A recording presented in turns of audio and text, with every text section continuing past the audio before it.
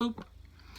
Happy Thursday. It's Thursday, May 14th, 2020, and today, for the daily Bible reading, I'm going to be focusing on Genesis 6, 5, which is Genesis 6, 5 through 22. And I'm going to start off by talking about imagination and how imagination is crazy. One of the things I think that people are finding out right now is that they don't have a lot of other extraneous things to kind of focus their mind on. You know, they're not so busy doing things that they normally would, or running here and running there, because there's no place really for them to run to, and so they're just sort of stuck in place with the company of their own mind. And sometimes our thoughts wander, and sometimes we're maybe surprised about where our minds can end up, and sometimes that can be a good thing, a good creative thing. Our imaginations can be great things, and sometimes it can be a little bit frightening, a little bit scary. And sometimes we hear what other people come up with, and we're quite concerned about where their imaginations have gone. But that's not a new thing, is it? That's what we're seeing here in Genesis 6, 5 through 22, because this chapter is where the story of Noah begins here in these verses. And it starts off by talking about how the Lord was looking upon his earth, and he looked down and he saw that the minds and the hearts and the souls of the people he had created were bent on evil. John Wesley, in his talks about sin, his writings about sin, specifically original sin, he uses the King James translation of this, and it says that their every imagination was corrupt and wicked.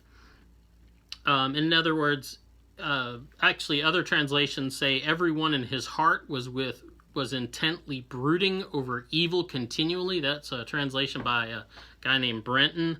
The New Revised Standard Version here says that every inclination of the thoughts of their hearts was only evil continually. I think I like the way the King James maybe says it, or that Brenton says it.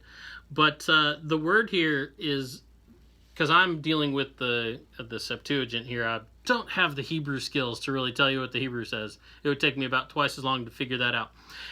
But anyway, the Greek word that the Septuagint uses is epimelos, and it means that they were carefully and diligently thinking about evil. It's not like they just kind of accidentally had an evil thought or stumbled upon evil ideas. It means that they were like pondering it, right? The root of this word, the Greek word here, is the word that they would use to refer to what philosophers did, right? So a philosopher sits and carefully ponders the nature of the world, right? Well, these people were just, their imaginations, their hearts, their souls, their minds were carefully and diligently pondering evil. Kind of a frightening thought that anything could be that corrupt, or that human thought could be that corrupt and that broken. Wesley comments in his little writing on the doctrine of original sin. He says that what a shame it was that, and this is quoting, "This God had formed with marvelous thinking power, but so is his soul debased, that every imagination, every figment, formation of the thought of it is evil, only evil, continually evil." In other words, Wesley's saying that what a shame that such a glorious creation as the human mind could have been wasted on something so bad as the careful, diligent pondering of evil. And that sounds, it's very apocalyptic, which makes sense because this story is an apocalyptic story. It's about the end of an age and end of an epoch, which is not the same as apocalyptic, but it's God bringing a close to a way of being for mankind. And so we're given this really depressing image that mankind at this time was just totally corrupt. That the mind that God had created and put into the human being was just so far off from him that they no longer thought about anything but evil, and they couldn't do anything but spend their time thinking about newer and better ways of perpetrating evil, apparently. And I'm kind of glad that it doesn't go into great depths and detail explaining what those evils were. I think the point of it is that their focus of their being was just on evil. And that would be a really sad place to leave us. But Noah, right? The story doesn't end there, thankfully. We're told that there's this one person who had found favor in the sight of the Lord.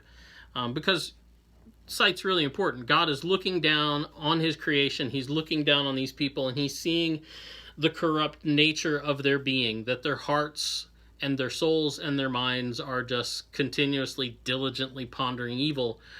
But he also sees this guy Noah, and that sees that Noah was a righteous man. And so Noah finds favor with God. So what's the difference between Noah and these other people? Well, it's really straightforward. We're told in verse 9, Noah walked with God. His heart and his soul and his mind were on God. He didn't walk with everybody else. He didn't go the same direction they were. He didn't spend his time thinking about the same things they were thinking of. He spent his time thinking about God and walking with God. So, where is your heart and your soul and your mind and your daily pondering going to be? Is it going, what do you diligently and carefully ponder? Are you going to be like Noah and walk with God and ponder God? Or are you going to ponder some of the things that I guess this world likes to ponder that probably aren't so good to ponder? Something to think about. Anyway, have a good day. We'll see you tomorrow. Boop.